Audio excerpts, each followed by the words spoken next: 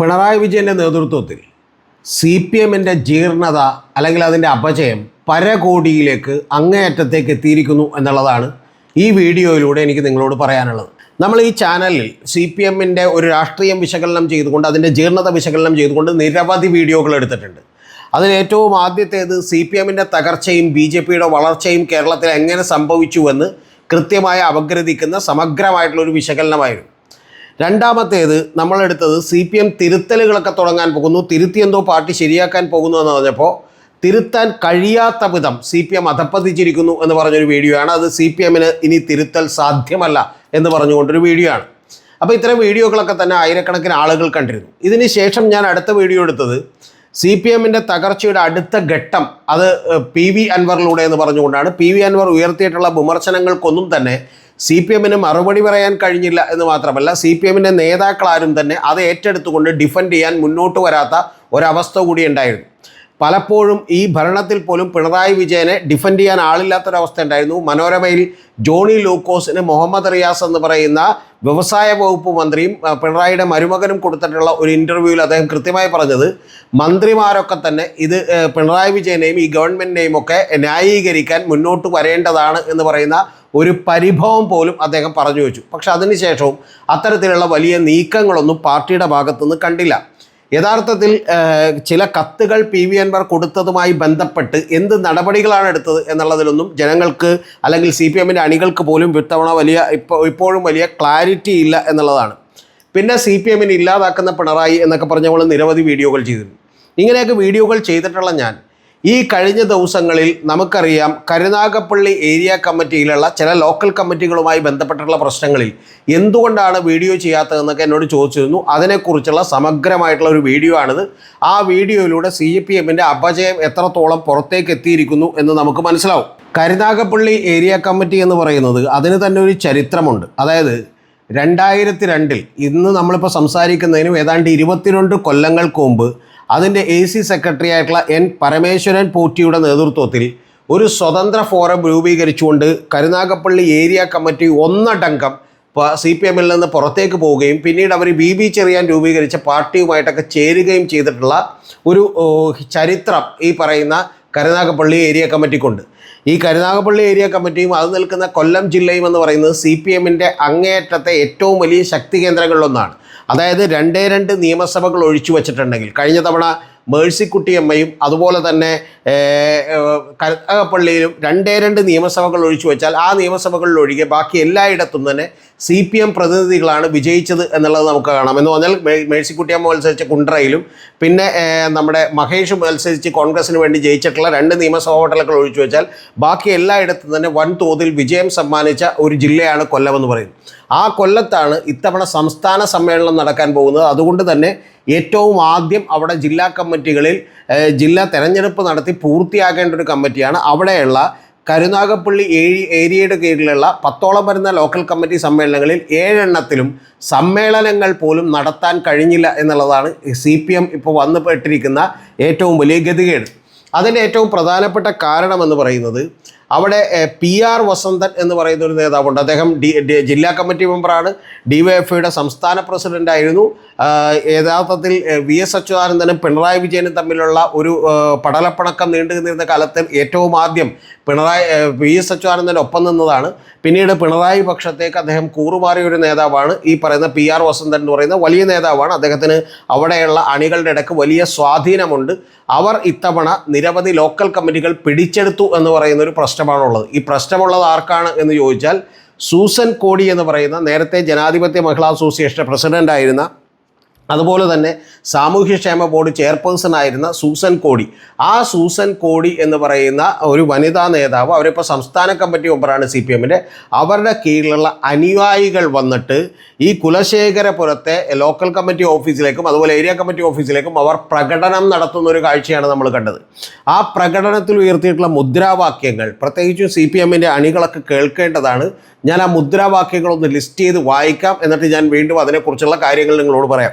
അതിലേറ്റവും ആദ്യത്തേത് കാപ്പ കേസ് പ്രതിയായ ഗുണ്ടയുമായി ജില്ലാ കമ്മിറ്റി മെമ്പർക്ക് എന്താണ് ബന്ധം എന്നാണ് ചോദിക്കുന്നത്. ഈ ബന്ധം എന്താണെന്ന് ചോദിക്കുന്ന പ്രകടനത്തിന് കോൺഗ്രസ്സുകാരോ BJPക്കാരോ അല്ലെങ്കിൽ NCPക്കാരോ അല്ലെങ്കിൽ ഏറ്റവും കുറഞ്ഞ പക്ഷം മറ്റേ നമ്മുടെ ഷിബു ബേബി ജോണിൻ്റെയൊക്കെ പാർട്ടിയോ ഒന്നുമല്ല ഉള്ളത്. പകരം NK പ്രേമചന്ദ്രൻ്റെ പാർട്ടിയുമല്ല ഉള്ളത്. പകരം ഉള്ള പാർട്ടിയിലെന്ന് പറയുന്നത് ഏരിയ കമ്മിറ്റി മെമ്പറും ലോക്കൽ കമ്മിറ്റി മെമ്പറും CITയിലെ മെമ്പർമാരും DYFI മെമ്പർമാരും അടക്കുന്ന ആളുകൾ ചോദിക്കുന്ന ആദ്യത്തെ ചോദ്യം കാപ്പ കേസ് പ്രതിയായ ഗുണ്ടയുമായിട്ട് എന്താണ് ജില്ലാ കമ്മിറ്റി മെമ്പർക്ക് ബന്ധമെന്ന് പറഞ്ഞാൽ PR വസന്തൻ എന്താണ് ബന്ധമെന്നാണ് അവർ ചോദിക്കുന്നത്. രണ്ടാമത്തെ അവരുടെ ആരോപണം എന്ന് പറയുന്നത് ഇലക്ഷൻ ഫണ്ട് മുക്കിയ കള്ളനെ എന്തിനാണ് നിങ്ങൾ നേതാവാക്കുന്നത്, LC സെക്രട്ടറി ആക്കുന്നത് എന്നാണ് ചോദ്യമുള്ളത്. മൂന്നാമത്തേതെന്ന് പറയുന്നത് കേരാഫഡ് നിയമനത്തിന് കൈക്കൂലി വാങ്ങിയിട്ടുള്ള ജില്ലാ നേതാവ് രാജിവെക്കണം എന്നുള്ളതാണ്. നിങ്ങൾ കേൾക്കണം. അടുത്തത് കരുനാഗപ്പള്ളിയിലെ പാർട്ടിയുടെ അന്തകനാണ് PR വസന്തൻ എന്നാണ് അവർ പറയുന്നത്. പിന്നെ അടുത്ത വാചകം അവർ പറയുന്നത് കൊള്ളക്കാരിൽ നിന്നും അഴിമതിക്കാരിൽ നിന്നും പാവങ്ങളുടെ പാർട്ടിയെ രക്ഷിക്കൂ എന്നുള്ളതാണ്. അവിടെ സൂസൻ കോടി എന്ന് പറയുന്ന പാർട്ടിയുടെ സംസ്ഥാന കമ്മിറ്റി അംഗത്തിൻ്റെ അനുയായികൾ ഉയർത്തുന്ന മുദ്രാവാക്യം. പിന്നെ അടുത്തൊരു വാചകം അവർ പറയുന്നത് അത് അതിഗംഭീരമാണ്. ഇപ്പോൾ അവിടുത്തെ ലോക്കൽ കമ്മിറ്റി സെക്രട്ടറി ആയിട്ട്, അതായത് കുലശേഖരപുരം നോർത്ത് ലോക്കൽ കമ്മിറ്റിയുടെ സെക്രട്ടറി ആയിട്ട് വന്നേക്കുന്നത് ഒരു P ഉണ്ണി എന്ന് പറയുന്ന ഒരാളെ മാറ്റി സലീം എന്ന് പറയുന്ന ഒരാളാണ് വന്നേക്കുന്നത്. അതായത് ഗോവിന്ദച്ചാമിയെ മാറ്റിക്കൊണ്ട് അമീറുൽ ഇസ്ലാമിനെ നിങ്ങൾ സെക്രട്ടറി ആക്കുകയാണ്. ആ പരിപാടി ഇവിടെ നടക്കില്ല, ഇവർ പെൺവേട്ടക്കാരാണ്, സ്ത്രീലമ്പടരാണ് എന്ന് പറയുന്ന ആരോപണമാണ് ഉന്നയിച്ചിട്ടുള്ളത്. എത്രമാത്രം ഗുരുതരമായ ആരോപണമാണെന്ന് മനസ്സിലാക്കണം. ഇത് കൂടാതെ അവിടേക്ക് ചെന്നിട്ടുള്ള 2 പേർ, ഒന്ന് ആ ലോക്കൽ കമ്മിറ്റിയിലേക്ക് ചെന്ന് വിശദീകരിക്കാൻ വേണ്ടി ചെന്നത് 2 സംസ്ഥാന കമ്മിറ്റി മെമ്പർമാരാണ്. സാധാരണ ഒരു ലോക്കൽ കമ്മിറ്റി സമ്മേളനം ഉണ്ടാകുമ്പോൾ അവിടെ ചെന്ന് സംസാരിക്കുന്നതൊക്കെ നമുക്കറിയാം ജില്ലാ കമ്മിറ്റി മെമ്പർമാരാണ്. ഇനി കൂടി വന്നാൽ ജില്ലാ സെക്രട്ടേറിയറ്റ് മെമ്പർമാരാണ്. പക്ഷെ അതിനു പകരം K സോമപ്രസാദ് എന്ന് പറയുന്ന സംസ്ഥാന കമ്മിറ്റി മെമ്പറും K രാജഗോപാലും ചെന്നു. പക്ഷെ ആ K രാജഗോപാലിനെയും K സോമപ്രസാദിനെയും ഒരു മുറിയിൽ അവിടെയുള്ള സഖാക്കൾ തന്നെ പൂട്ടിയിട്ടു എന്നാണ് നമ്മുടെ മാധ്യമ പ്രവർത്തകരൊക്കെ പറയുന്നത്. പക്ഷേ അവർ പറയുന്നത് ഞങ്ങളാരും പൂട്ടിയിട്ടതല്ല, പറയുന്നത് ഞങ്ങൾ അകത്ത് നിന്നതിന് പൂട്ടിയതാണെന്നാണ്. പക്ഷേ വിഷ്വലിൽ കാണുന്ന ഒരു രംഗമുണ്ട്. ആ രംഗം എന്താണെന്ന് വെച്ചാൽ ഇവർ 2 പേരും കൂടി പുറത്തേക്ക് കാറിൽ പോകുന്നു. അപ്പോൾ അവിടെയുള്ള സഖാക്കൾ, അതായത് CPMൻ്റെ തന്നെ അണികൾ ഇവരെ കൂക്കി വിളിക്കുകയും അപമാനിക്കുകയും ചെയ്യുന്ന ദൃശ്യങ്ങളാണ് നമ്മൾ പുറത്തേക്ക് വന്നിട്ടുള്ളത്.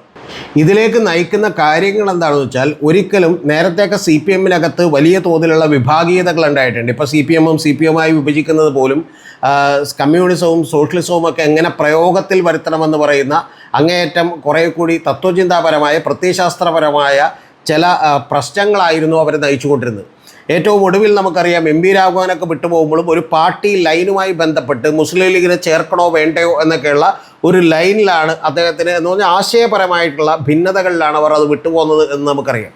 പക്ഷേ അതിനുശേഷം വന്നിട്ടുള്ള പിണറായി വിജയനും VS അച്യുതാനന്ദനും തമ്മിലുള്ള പ്രശ്നത്തിൽ അതിന് ചില പ്രത്യയശാസ്ത്രപരമായിട്ടുള്ള കവറേജൊക്കെ കൊടുക്കാൻ ശ്രമിച്ചെങ്കിൽ പോലും അതിൽ ചില വ്യക്തിപരമായിട്ടും ചേരിതിരിഞ്ഞൊക്കെയുള്ള കാര്യങ്ങൾ ഉണ്ടായിരുന്നു എന്നുള്ളതാണ്. അപ്പോൾ അതെല്ലാം ഉണ്ടായതിനു ശേഷം ഇപ്പം യഥാർത്ഥത്തിൽ CPMൻ്റെ അടിത്തട്ടിലേക്ക് ബാധിച്ചിരിക്കുന്ന ഏക പ്രശ്നം ഈ കിട്ടാൻ പോകുന്ന അധികാരവും ആ അധികാരം ഉപയോഗിച്ച് നേടാൻ കഴിയുന്ന ലക്ഷങ്ങളും കോടികളുമാണ് എന്നുള്ളതാണ് യഥാർത്ഥത്തിലുള്ള വിഷയം. അതുകൊണ്ട് തന്നെ ഇപ്പോൾ നമ്മുടെ ഗോവിന്ദൻ മാഷ് വന്ന് പറഞ്ഞേക്കുന്നത് സംസ്ഥാന തലത്തിൽ ഇത്തരത്തിലുള്ളൊരു വിഭാഗീയത ഇല്ല എന്നാണ്. സംസ്ഥാന തലത്തിൽ വിഭാഗീയത ഇല്ല എന്ന് പറഞ്ഞാൽ സംസ്ഥാന തലത്തിൽ എല്ലാവരും തമ്മിൽ ഏതാണ്ട് ഒരുമിച്ച് കച്ചവടം ചെയ്യുന്ന പണിയിലേക്ക് വന്നിരിക്കുന്നു. പക്ഷേ ലോക്കൽ തലത്തിലേക്ക് ഓരോ സ്ഥലത്തും പിണറായി വിജയന്മാരുണ്ടായിരിക്കുന്നു. ആ പിണറായി വിജയനെതിരെയും മറ്റു പക്ഷവുമായിട്ടുള്ള കൈയിട്ട് വാരാൻ ആരാർക്കാണ് അവസരം കിട്ടുക എന്നുള്ള മത്സരങ്ങളാണ് നടന്നുകൊണ്ടിരിക്കുന്നത്. ഇതിൽ ഞാൻ ഒരു ഉദാഹരണം മാത്രം നിങ്ങളോട് പറയാം. ഇപ്പം കരുനാഗപ്പള്ളി ഏരിയ കമ്മിറ്റി എന്ന് പറയുന്നത് കോടികളുടെ ആസ്തിയുള്ള ഒരു ഏരിയ കമ്മിറ്റിയാണ്. ആ കോടികളുടെ ആസ്തിയുള്ള ഏരിയ കമ്മിറ്റികളിൽ നേരത്തെ ഭരിക്കാൻ വേണ്ടി ചെന്നാലും അവിടെ നിന്ന് സ്വന്തം പോക്കറ്റിലേക്കൊന്നും എടുക്കാൻ കഴിയില്ല എന്നുള്ളതുകൊണ്ട് വലിയ തോതിലുള്ള മത്സരമോ കിടമത്സരമോ ഒന്നും ഉണ്ടായിരുന്നില്ല. പക്ഷേ ഇപ്പം അങ്ങനെയല്ല. നേരത്തെ പറഞ്ഞതുപോലെ ഇതിനിടയിൽ നിന്ന് ചില ഫണ്ട് പിരിവിനൊക്കെ അല്ലെങ്കിൽ ഫണ്ട് മറിക്കാനൊക്കെ ഉള്ള സാധ്യതകളുണ്ട്. അത്തരത്തിൽ ഒരു ഫണ്ട് മറിച്ചതിന് തട്ടിപ്പിന് ഒരു പാർട്ടി സ്കൂളിൻ്റെ ഭരണ കമ്മിറ്റി പിരിച്ചുവിടുകയും PR വസന്തനെതിരെ അവിടെ നടപടിയെടുക്കുകയും ചെയ്തിട്ടുണ്ട് ജില്ലാ കമ്മിറ്റി. ഇനി നമുക്ക് ഏരിയ കമ്മിറ്റിയുടെ കീഴിലുള്ള ആസ്തികളെക്കുറിച്ച് വരാം. അതൊന്ന് ഹയർ സെക്കൻഡറി സ്കൂളാണ് എന്ന് പറഞ്ഞാൽ നമ്മളിവിടെ ക്രിസ്ത്യൻ മാനേജ്മെൻറ്റോ അല്ലെങ്കിൽ NSSO SNDP ഒക്കെ നടത്തുന്ന പോലെ വലിയ തോതിൽ ഹയർ സെക്കൻഡറി സ്കൂൾ അവരുടെ കീഴിലുണ്ട്, ഒരു ഹൈസ്കൂൾ അവരുടെ കീഴിലുണ്ട്, നിരവധി സഹകരണ ബാങ്കുകൾ അവരുടെ കീഴിലുണ്ട്, കൂടാതെ ലേബർ കോപ്പറേറ്റീവ് സൊസൈറ്റികളുണ്ട്. ഇത്തരത്തിലുള്ള സൊസൈറ്റികളും ബാക്കിയുള്ള വലിയ തോതിലുള്ള ധനാഗമ മാർഗങ്ങളും അവിടെ കിട്ടാവുന്ന അഴിമതികളും കൂടാതെ മുകളിലേക്ക് ശുപാർശ ചെയ്ത് ഇപ്പോൾ ഭരണത്തിലിരിക്കുമ്പോൾ കിട്ടാവുന്ന അഴിമതികളുമൊക്കെ നടത്തിയെടുക്കാനുള്ള ഒരു വലിയ സ്പേസാണ് ഏരിയ കമ്മിറ്റി പിടിക്കാൻ വന്നാൽ കിട്ടുന്നത് എന്നുള്ളതാണ് ഇപ്പോൾ ഇവരെ നയിക്കുന്ന ആമാശയപരമായിട്ടുള്ള സമരം.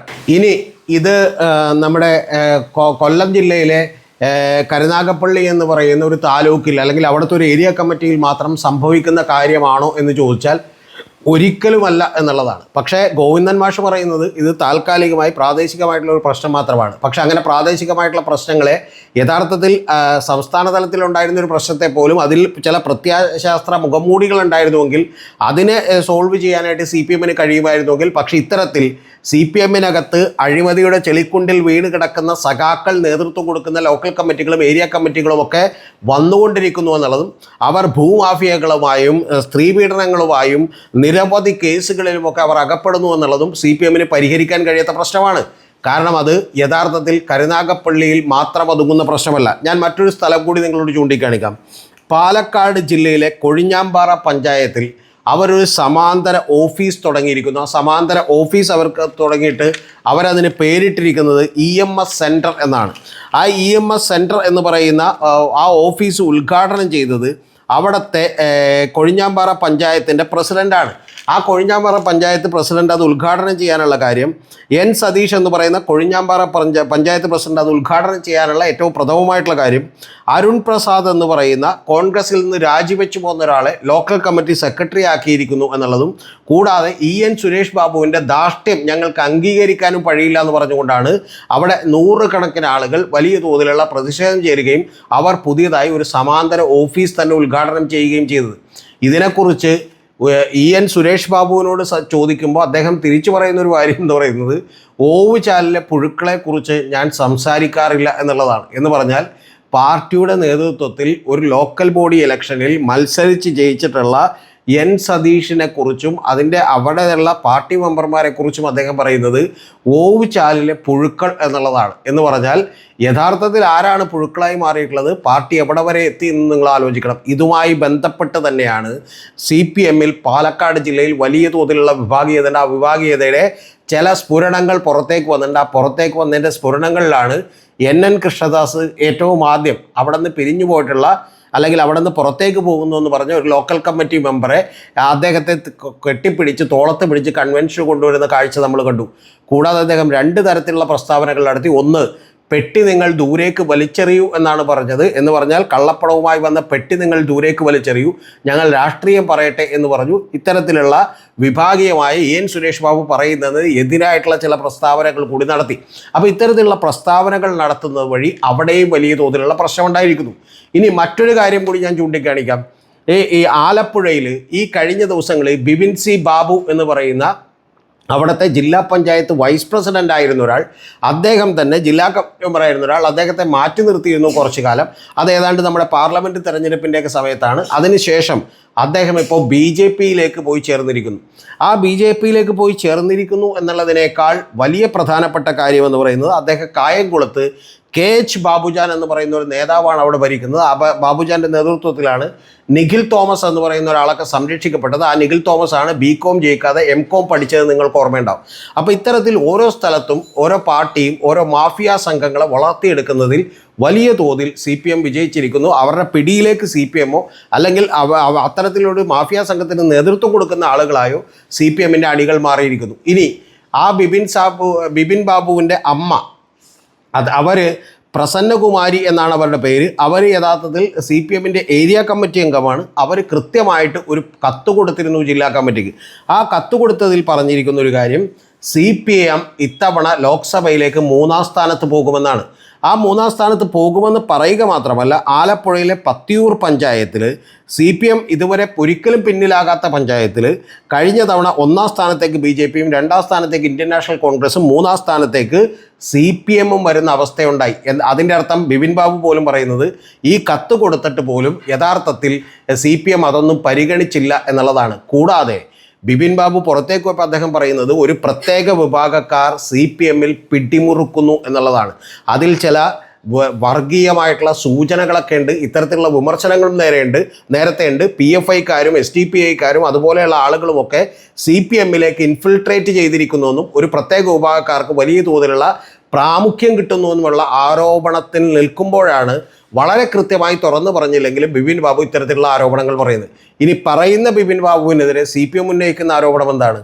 അതാണ് അതിനേക്കാൾ വലിയ തമാശ. അത് ബിപിൻ ബാബുവിൻ്റെ കല്യാണം തന്നെ വലിയ തോതിൽ വിപ്ലവകരമായ ഒരു കല്യാണമായിരുന്നു. ഒരു മുസ്ലിം വനിതയാണ് അദ്ദേഹം കല്യാണം കഴിച്ചിട്ടുള്ളത്. ആ കല്യാണം കഴിച്ച പെൺകുട്ടി തന്നെ ഇദ്ദേഹത്തിന് ഏതോ പരസ്ത്രീ ബന്ധമുണ്ട് എന്നൊക്കെയുള്ളവർക്ക് പല പാർട്ടിയിൽ തന്നെ പരാതി കൊടുക്കുകയും അദ്ദേഹം ഗാർഹിക പീഡനം നടത്തിയെന്ന് പറഞ്ഞ് സ്റ്റേഷനിൽ തന്നെ പരാതി കൊടുക്കുകയൊക്കെ ചെയ്തു. അപ്പോൾ അതിൻ്റെ പുറത്തുള്ള കേസ് ഇപ്പോൾ നടന്നുകൊണ്ടിരിക്കുകയാണ്. ഈ കേസ് നടന്നുകൊണ്ടിരിക്കുന്ന അവസ്ഥയിൽ ബിപിൻ ബാബുവിനെ ഞങ്ങൾ CPM പുറത്താക്കിയതാണെന്നും ഇത്തരത്തിൽ മോശപ്പെട്ട ആളുകളെ ഞങ്ങൾ പുറത്താക്കുമ്പോൾ അത് BJP ഏറ്റെടുക്കുകയാണ് എന്നുമാണ് CPM പറഞ്ഞുകൊണ്ടിരുന്നത്. CPMൻ്റെ ജിഹ്വകളായിട്ടുള്ള ചില ഓൺലൈൻ യൂട്യൂബ് പ്ലാറ്റ്ഫോമൊക്കെ പറഞ്ഞുകൊണ്ടിരുന്നത്. പക്ഷേ ഇത്തരത്തിലുള്ള പ്രചരണത്തിന് വലിയൊരു തിരിച്ചടിയാണ് കഴിഞ്ഞ ദിവസം സുരേന്ദ്രൻ നടത്തിയിട്ടുള്ളത്. ആ സുരേന്ദ്രൻ ചോദിച്ച അത്തരത്തിലുള്ളൊരു മറുപടി പറഞ്ഞതിന് ശേഷം പിന്നെ ആരും അതിനെക്കുറിച്ച് മിണ്ടിയിട്ടില്ല. അവരൊക്കെ കമിഴ്ന്ന് കിടക്കുകയായിരിക്കും എന്നാണ് എനിക്ക് വിചാരിക്കാൻ കഴിയുന്നത്. കാരണം അദ്ദേഹം തിരിച്ചു ചോദിച്ചിട്ടുള്ള ചോദ്യം CPMൻ്റെ പ്രമുഖരായിട്ടുള്ള ഒരു 5 or 10 നേതാക്കൾക്കെതിരെ ഇതുപോലെയുള്ള ഗാർഹിക പീഡന പരാതി വന്നിട്ടുണ്ട്, ഞാൻ അതിൽ ആരുടെയൊക്കെ പേര് പറയണം എന്നാണ് ചോദിച്ചത്. നമുക്ക് തന്നെ കൃത്യമായിട്ട് അറിയാമല്ലോ, ഇപ്പോൾ മന്ത്രിസഭയിലിരിക്കുന്ന പിണറായിയുടെ ഏറ്റവും വേണ്ടപ്പെട്ട ആൾക്ക് നേരെ പോലും, അതായത് മുഹമ്മദ് റിയാസിനെതിരെ പോലും ഇത്തരത്തിലുള്ള പരാതികൾ നേരത്തെ വന്നിട്ടുണ്ട്. അപ്പോൾ അത് സൂചിപ്പിച്ചുകൊണ്ടാണ് അദ്ദേഹം അത് പറഞ്ഞത്. കൂടാതെ അദ്ദേഹം കടത്തി മറ്റൊരു കാര്യം കൂടി പറഞ്ഞു, നിങ്ങളുടെ മാധ്യമ പ്രവർത്തകർ ഇപ്പോൾ ഇവിടെ നിൽക്കുന്നുണ്ട്, നിങ്ങൾ വലിയ തോതിൽ വാചകം അടിക്കേണ്ട, അങ്ങനെ വാചകം അടിക്കുന്ന ആളുകൾക്കെതിരെ കൂടി ഇത്തരത്തിലുള്ള ഗാർഹിക പീഡന പരാതികൾ വന്നിട്ടുള്ളവരുടെ ലിസ്റ്റ് ഞാൻ തരാം എന്ന് പറഞ്ഞതോടുകൂടി ആ ചോദ്യോത്തര പങ്ക്തി അവസാനിക്കുകയും യഥാർത്ഥത്തിൽ വീണ്ടും ഒരു വായിൽ പഴം തിരികുകയും ചെയ്തുകൊണ്ടാണ് CPMഉം അതുപോലെ മാധ്യമ പ്രവർത്തകരും ഒക്കെ മിണ്ടാതിരിക്കുന്നത്. ഇതുപോലെ തന്നെ മറ്റൊരു ജീർണതയുടെ മുഖമാണ് ഒരിക്കൽ ഉയർന്നു വന്നിട്ടുള്ള ഒരു വിവാദം. തിരുവനന്തപുരം ജില്ലാ കമ്മിറ്റിയിൽ ഒരു ജില്ലാ കമ്മിറ്റി അംഗം തന്നെ മുഖ്യമന്ത്രി പിണറായി വിജയൻ്റെ അടുക്കള വരെ കയറി ചെല്ലാൻ കഴിയുന്ന ഒരു വലിയ മുതലാളിയുണ്ട് എന്ന് പറഞ്ഞൊരു പരാമർശം. അതിനെക്കുറിച്ച് ഞാൻ പിന്നീട് വീഡിയോ ചെയ്തിരുന്നു. അത് ചൈനീസ് സുൽ എന്നറിയപ്പെടുന്ന സുല്ലാണ്. അപ്പോൾ അദ്ദേഹം നിരവധി ബാറുകളും ഹോട്ടലുകളും ഒക്കെ നടത്തിയിരുന്നു. കൂടാതെ അദ്ദേഹം ബാർ അസോസിയേഷൻ്റെ ഉടമകളുടെ അസോസിയേഷൻ പ്രസിഡന്റ് കൂടിയാണ്. അപ്പോൾ അദ്ദേഹവും ഈ പറയുന്ന അവിടുത്തെ തന്നെ മറ്റൊരു റിസോർട്ടുകളൊക്കെ നടക്കുന്ന മറ്റൊരു മുതലാളിയായിട്ടുള്ള കരമന ഹരിയും തമ്മിലുള്ള ഒരു പ്രശ്നമാണ് ഈ പറയുന്ന തോതിലുള്ള വിവാദമെന്ന് ഉയർത്തിവിട്ടത്. അപ്പോൾ അത്തരത്തിലുള്ള ജീർണതകൾ ഞാൻ പറയുന്നത് ഒരു ജില്ലയിൽ മാത്രമല്ല, നിരവധി ജില്ലകളിലുണ്ടാകുന്നു. തിരുവനന്തപുരത്ത് ഉദാഹരണമാണ് ഞാൻ നിങ്ങളോട് ചൂണ്ടിക്കാണിച്ചത്. അപ്പം ഞാൻ പറഞ്ഞു വന്നത് CPMന് ഒരു തരത്തിലും ആളുകളെ ഡിഫെൻഡ് ചെയ്യാൻ കഴിയാത്ത രീതിയിലേക്ക് CPM മാറിയിരിക്കുന്നു. ഇതിൻ്റെ ആകെത്തുക എന്താണെന്ന് ചോദിച്ചാൽ ഒരൊറ്റ കാര്യമേ ഉള്ളൂ. മണ്ണ് മാഫിയകളുടെയും കോറി മാഫിയകളുടെയും സ്ത്രീ പീഡന ആരോപണങ്ങളുടെയും ഒക്കെ തലത്തിൽ നിന്നുകൊണ്ടാണ് CPMൻ്റെ ലോക്കൽ നേതാക്കന്മാർ ഇപ്പോൾ വിഷമിക്കുന്നത് എന്ന് പറഞ്ഞാൽ യഥാർത്ഥത്തിൽ പിണറായിയേക്കാൾ വലിയ അധികാര ദുർവിനിയോഗത്തിൻ്റെയും മാഫിയകളുടെയും ഒക്കെ നേതാക്കന്മാരായി ലോക്കൽ തലത്തിലുള്ള പ്രാദേശിക തലത്തിലുള്ള നേതാക്കൾ പോലും മാറിയിരിക്കുന്നു എന്നുള്ളതാണ്. ഇതെല്ലാം പുറത്തേക്ക് വന്ന വലിയ വലിയ പ്രശ്നമാണെങ്കിൽ എനിക്ക് വളരെ നേരിട്ടറിയാവുന്ന ഒരു ലോക്കൽ കമ്മിറ്റി തെരഞ്ഞെടുപ്പിൽ ഇപ്പോൾ ഏതാണ്ട് വൈറ്റില തൈക്കൂടം ഭാഗത്തുള്ള ഒരു ലോക്കൽ കമ്മിറ്റി, ആ local committee east local committee ആണോ എന്നുള്ള പേരൊന്നും എനിക്കറിയില്ല. പക്ഷേ ആ ലോക്കൽ കമ്മിറ്റിയിൽ തന്നെ ലോക്കൽ കമ്മിറ്റി സെക്രട്ടറി ആയി തെരഞ്ഞെടുക്കപ്പെട്ട PR സത്യനെ പോലെയുള്ള നിരവധി ആളുകൾ അവർ ഹോസ്പിറ്റലിൽ കിടക്കേണ്ടി വന്നു ആഴ്ചകളോളം.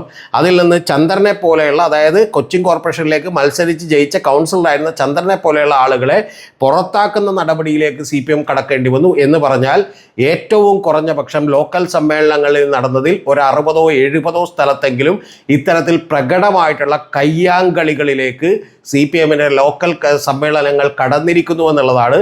അതുകൊണ്ട് തന്നെ ഇത് CPM അഭിമുഖീകരിക്കുന്ന പ്രശ്നം ചെറുതല്ല.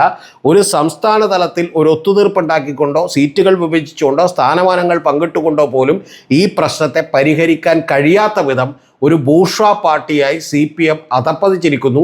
പാർലമെൻ്ററി വ്യാമോഹങ്ങളും സമൂഹത്തിലെ ചില കൊള്ളരുതായ്മകളും ഒക്കെ CPMലേക്ക് കടന്നു വരാം എന്നുള്ളതല്ല സംഭവിച്ചേക്കുന്നത് CPM തന്നെ ഈ കൊള്ളരുതായ്മകളുടെ എല്ലാത്തിൻ്റെയും ലീഡർഷിപ്പ് കൈയാളുന്ന ആളുകളായി മാറിയിരിക്കുന്നു. ഇനി ഇതിൽ തന്നെ മഹാഭൂരിപക്ഷവും സംഭവിക്കുന്നത് എറണാകുളത്ത് നിന്ന് തെക്കോട്ടുള്ള ജില്ലകളിലാണ് ഇപ്പോൾ പ്രകടമായി പുറത്തേക്ക് വരുന്നതെങ്കിൽ, അല്ലെങ്കിൽ പാലക്കാട് പോലെയുള്ള ഏതാനും ജില്ലകളിലൊക്കെയാണ് പുറത്തേക്ക് വരുന്നതെങ്കിൽ, മലബാർ റീജിയനും കോഴിക്കോടും മലപ്പുറവും അല്ലെങ്കിൽ മറ്റ് സ്ഥലങ്ങളിലേക്കൊക്കെ പോകുമ്പോൾ അവിടെയൊക്കെ തന്നെ, അല്ലെങ്കിൽ കണ്ണൂരടക്കമുള്ള സ്ഥലങ്ങളിലൊക്കെ തന്നെ ഇത്തരത്തിലുള്ള മാഫിയകളുടെ നിയന്ത്രണം വളരെ കൃത്യമായി CPMൻ്റെ കൈകളിലേക്ക് എത്തുന്നു എന്നുള്ളത് നേരത്തെ തന്നെ നമ്മൾ കണ്ടിട്ടുള്ള ഒരു കാര്യമാണ്. ആകാശ് തില്ലങ്കേരിയും അർജുൻ ആയങ്കിയും പോലെയുള്ള ആളുകളാണ് അവിടെ പാർട്ടിക്ക് വേണ്ടിയും പാർട്ടിയിലെ വിമത ആളുകൾ നേതാക്കൾക്ക് വേണ്ടിയും ഒക്കെ സംസാരിക്കാൻ എത്തുന്നത്.